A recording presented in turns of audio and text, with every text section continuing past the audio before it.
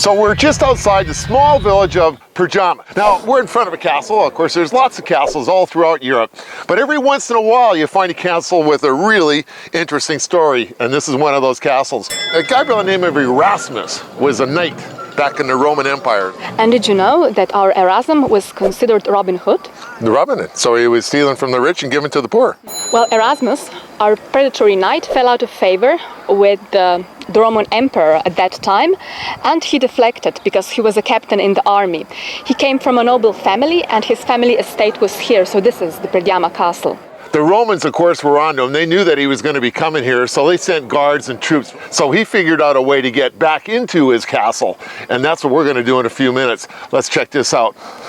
And this is how that defecting knight Erasmus entered his castle. A 500-foot tunnel that goes down the side of this mountain into the basement of his castle. This was not a one-way trip for Erasmus. He had his friends and relatives bringing him supplies on a daily basis in here.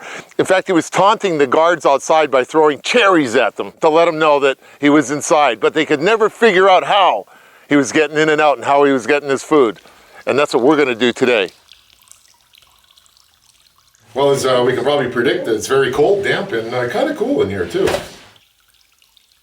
We've come down this cave quite a long distance. I was a little unsure on some of the footing there. It was definitely a bit scary at some points, but you've done it before. I can see you were just breezing down there, Romana.